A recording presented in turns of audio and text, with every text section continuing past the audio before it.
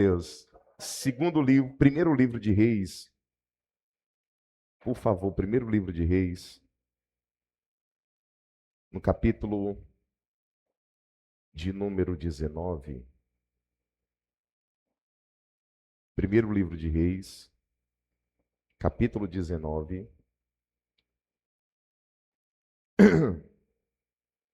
E o versículo de número 19.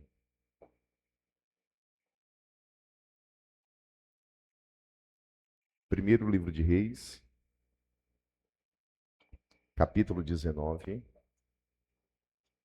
E o versículo de número 19. Quem achou, diga amém.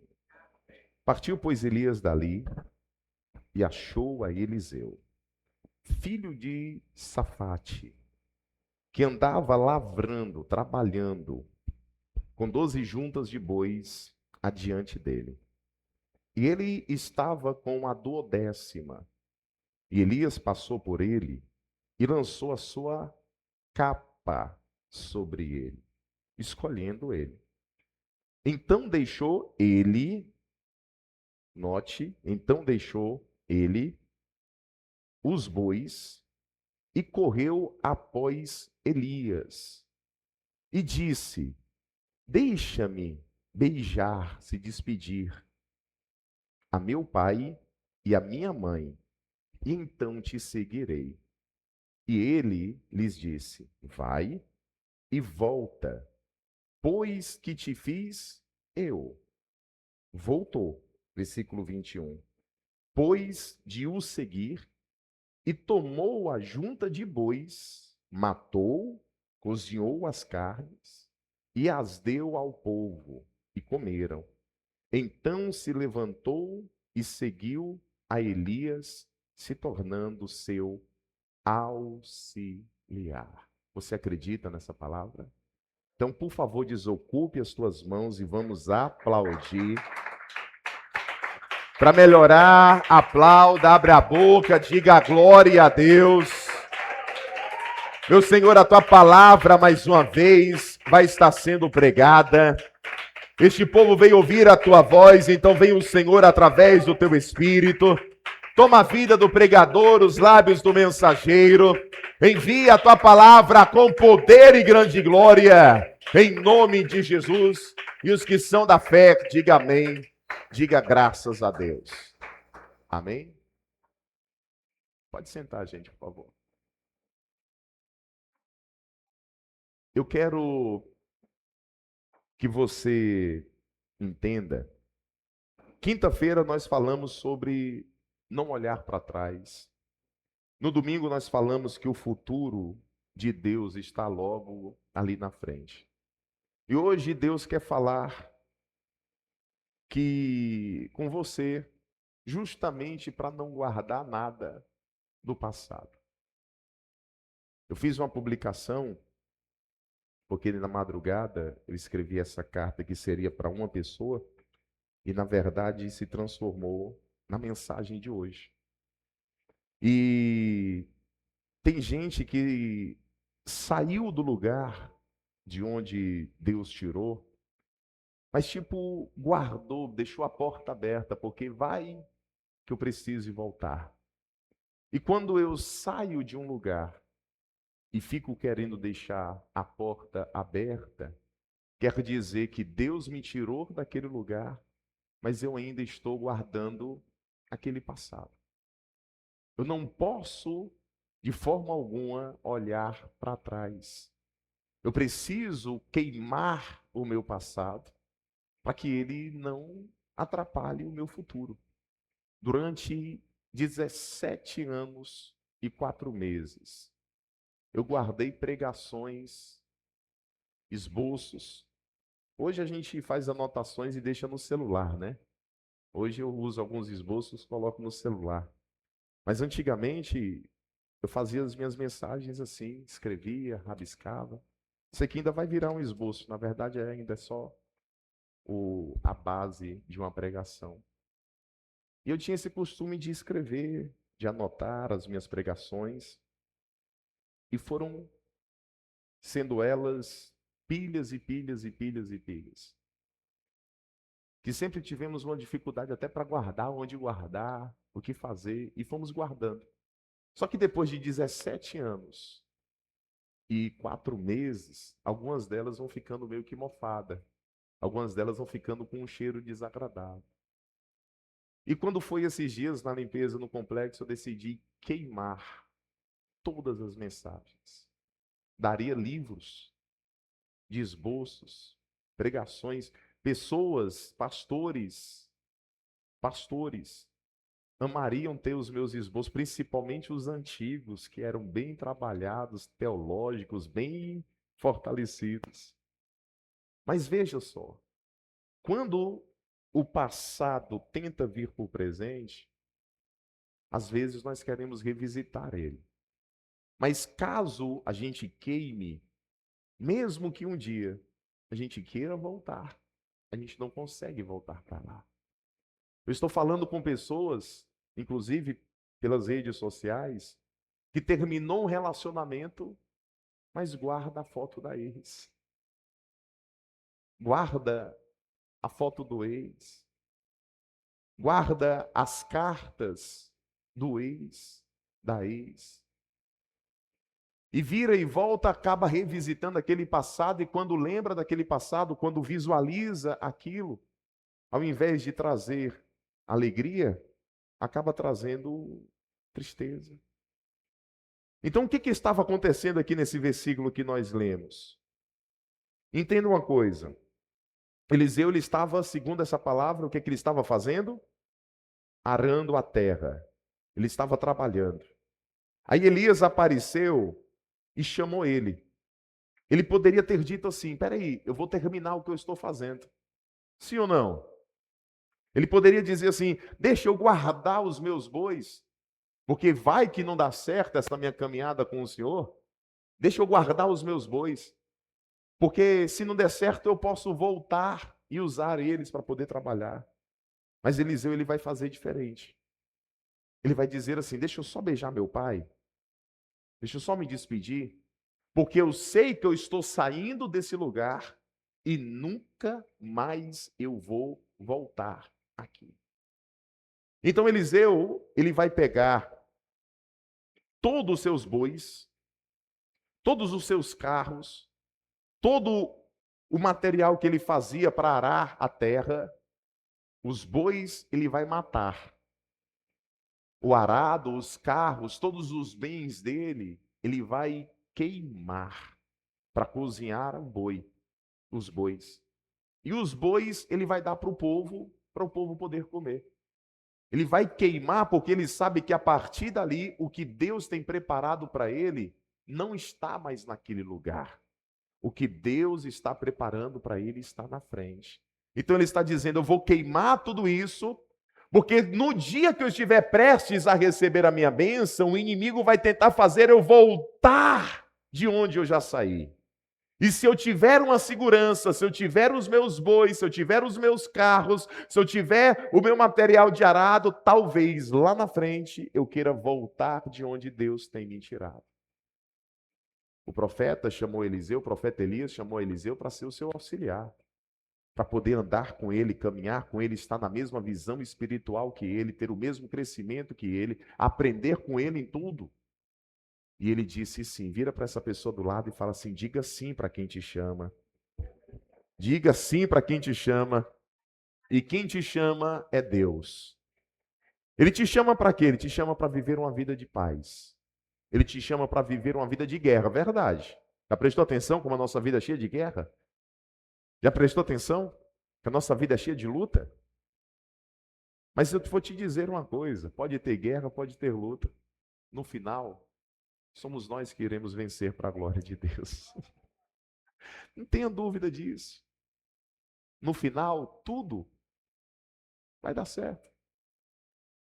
Ele largou tudo, quebrou tudo, lançou tudo fora, e ele entendeu que quem vive um novo de Deus não pode deixar a porta aberta para o passado. Quem vive novo de Deus não pode deixar a porta aberta para o passado.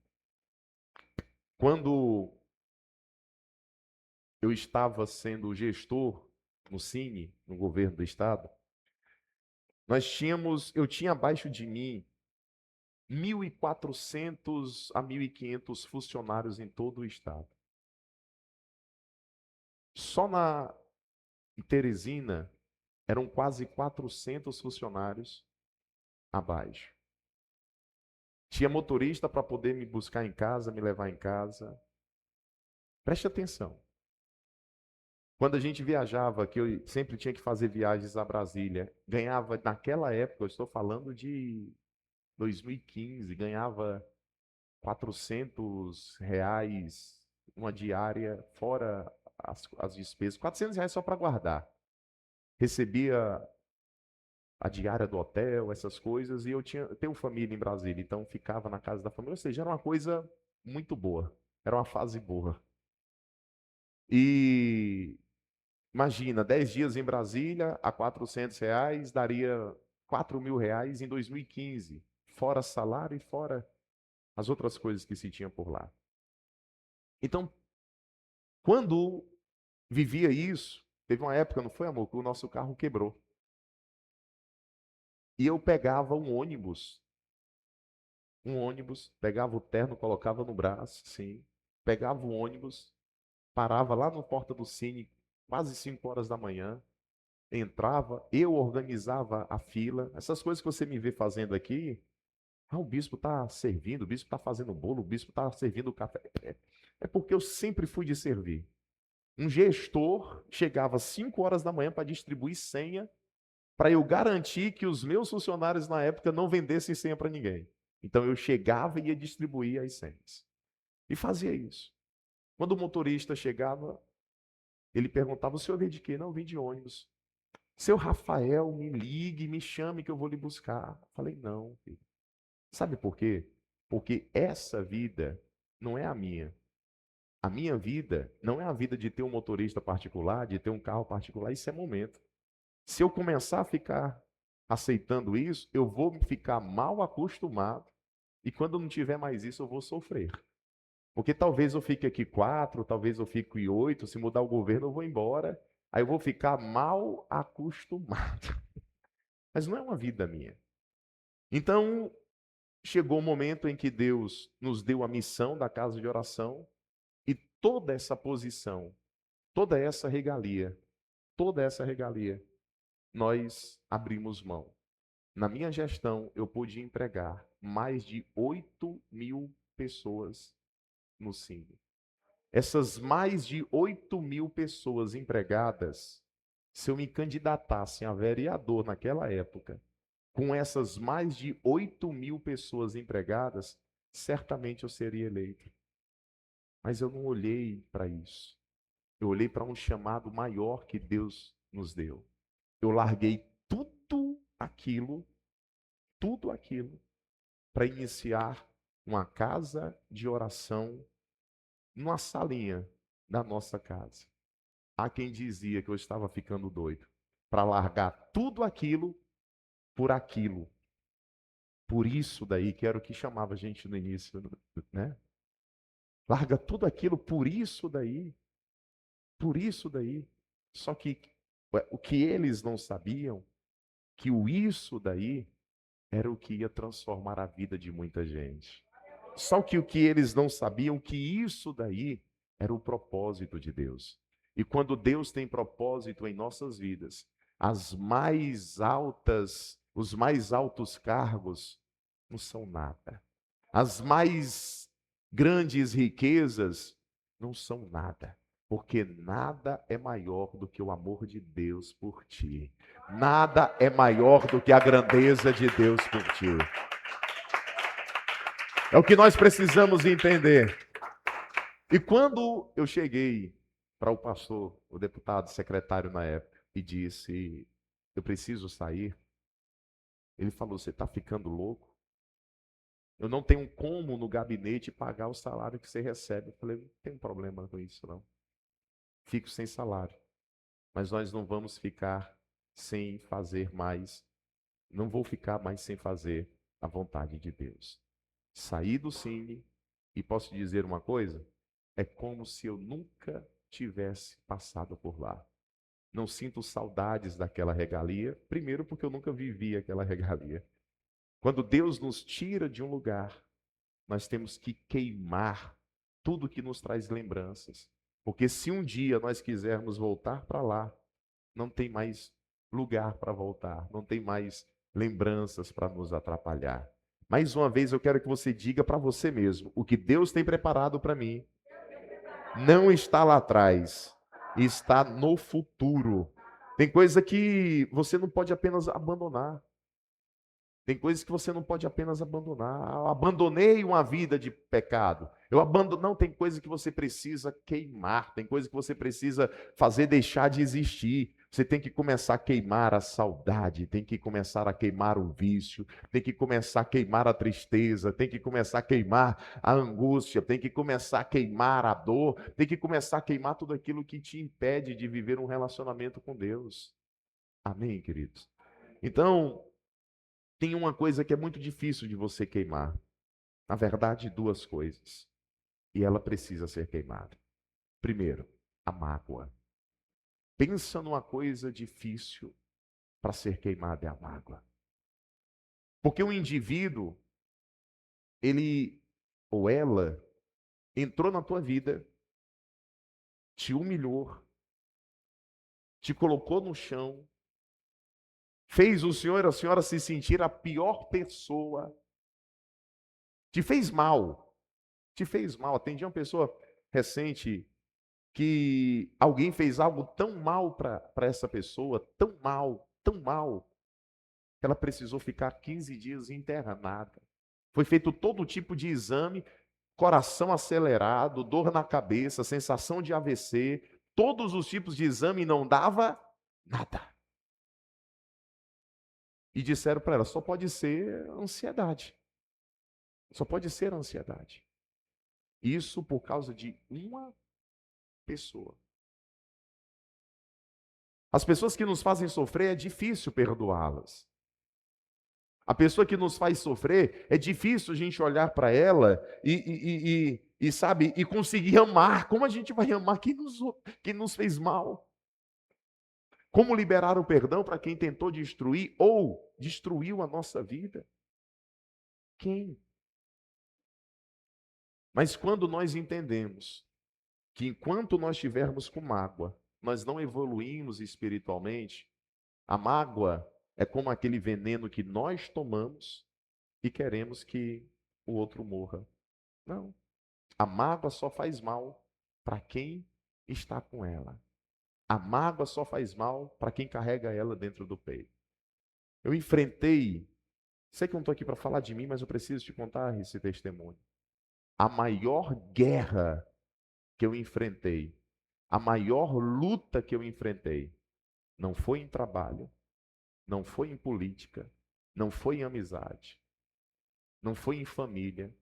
Você sabe onde foi a maior guerra que eu enfrentei? Na igreja.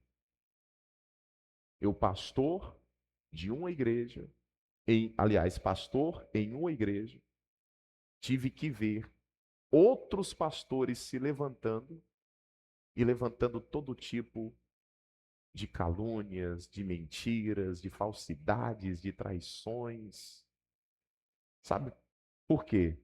Porque dentro da igreja, sim, pode existir pessoas usadas pelo diabo para atrapalhar a tua vida espiritual. Eu tive raiva, eu provoquei raiva em um determinado líder por um testemunho de uma pessoa que foi curada e essa pessoa estava desenganada. Aliás, o filho estava desenganado porque ela estava grávida, estava com má formação.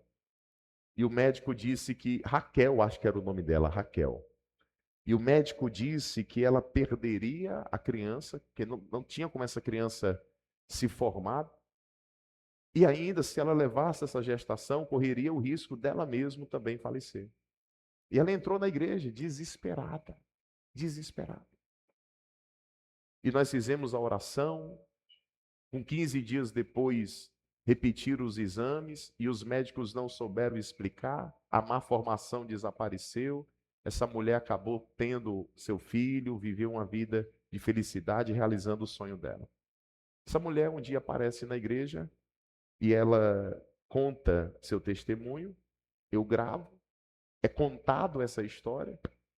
Aí o meu líder na época, pega os dados dessa mulher, ficou revoltado comigo, porque disse que em hipótese alguma era para eu ter gravado o testemunho com ela.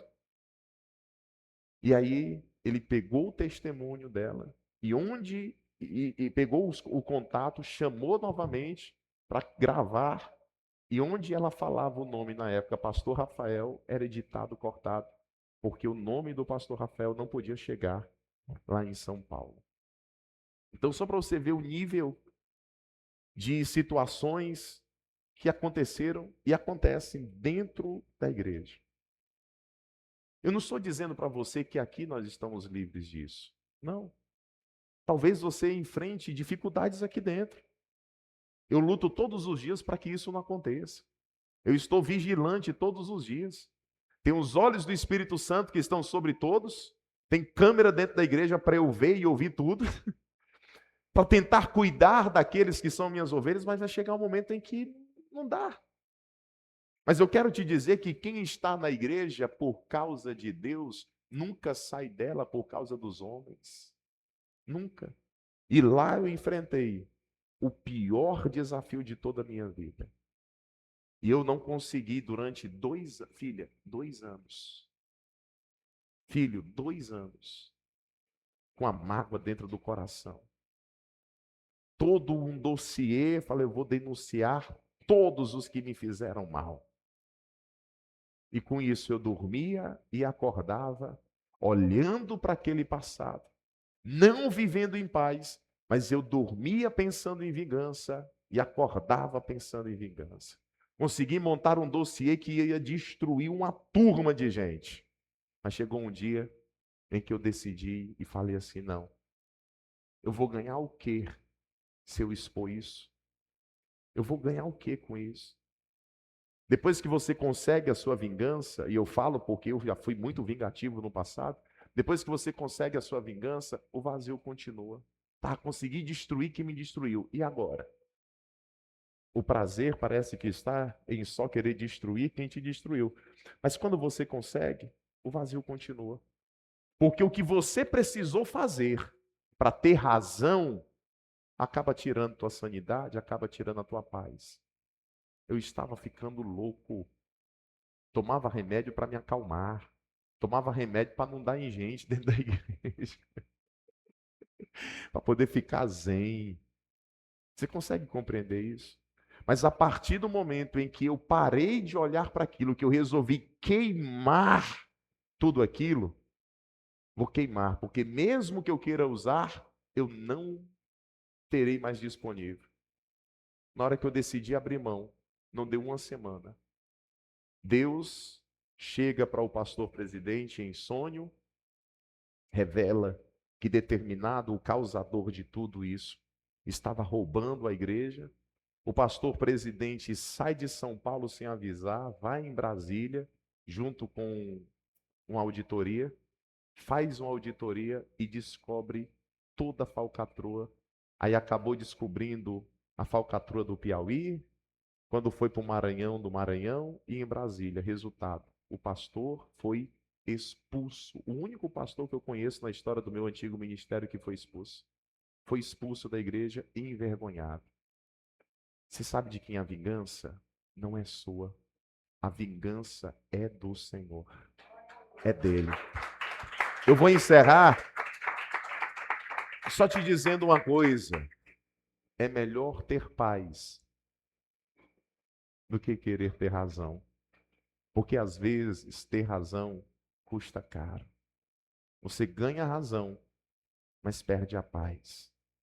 Você ganha a razão, mas perde a sanidade. Você ganha a razão, mas perde a saúde. Bispo, então o que é que eu faço?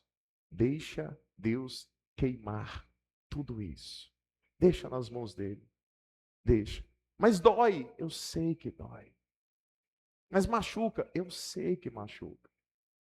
Quem está falando para você é alguém que já passou pelo que você está passando hoje.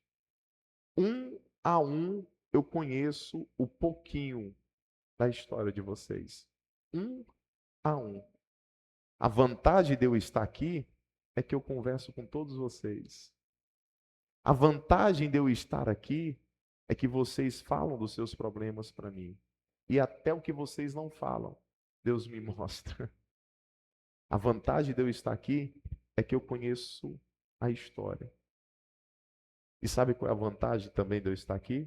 É que mesmo, eu sei que mesmo você enfrentando o que você enfrenta, existe um Deus dos céus que cuida e que vai resolver tudo isso, desde que você deixe Ele queimar tudo aquilo.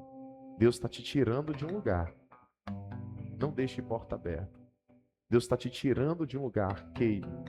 Tem coisas que não precisam só ser abandonadas. Tem coisas que precisam ser queimadas.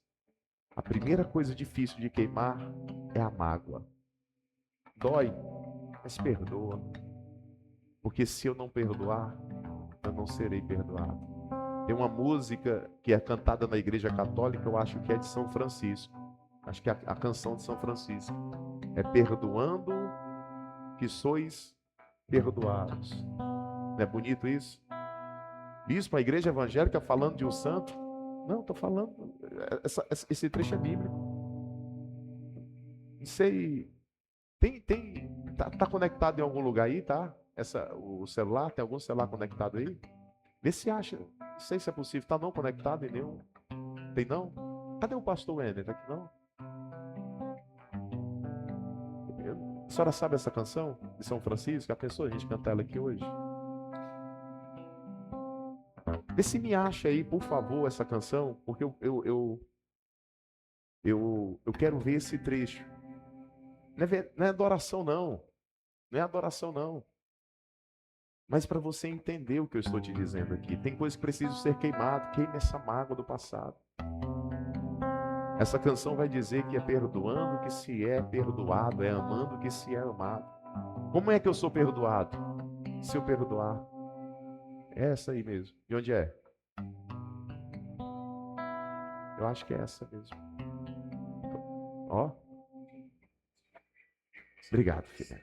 Ó. Onde houver ofensa, que o leve o perdão. Onde houver discórdia, que o leve a união. Onde houver dúvida, que o leve a fé. Onde houver erro, que o leve a verdade. Onde houver desespero, que o leve a esperança. Onde houver tristeza, que o leve a alegria.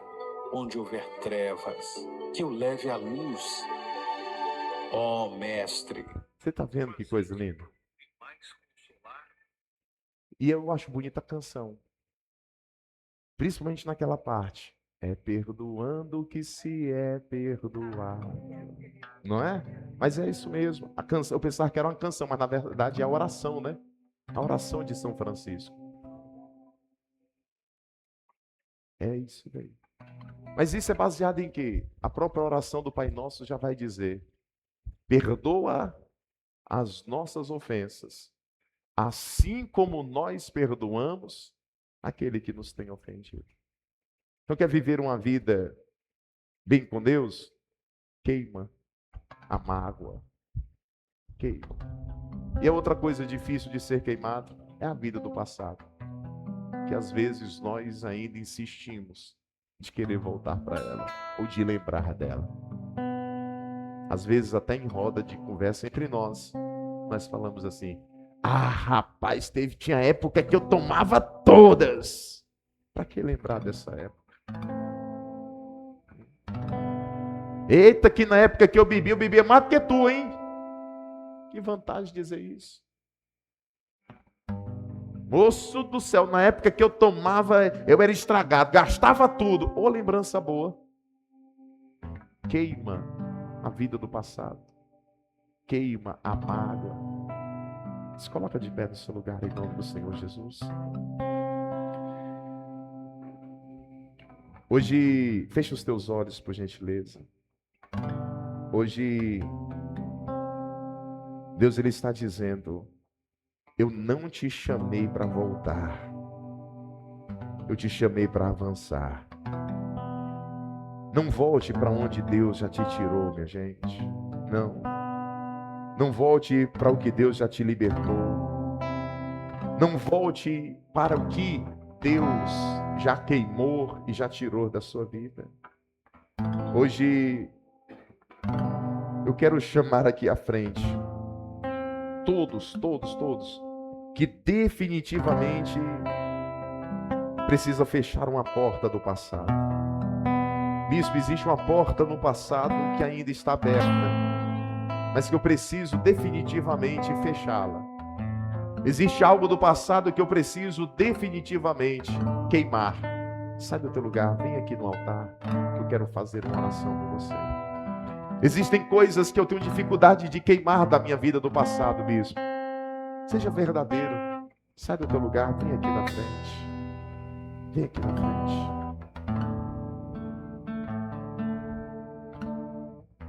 Não precisa dizer para ninguém o que é. Não precisa falar para ninguém o que é. Não. Pode vir todos. Obreiros, pastores, você que está me acompanhando na live, que Deus abençoe sua vida. Te espero em algum momento aqui.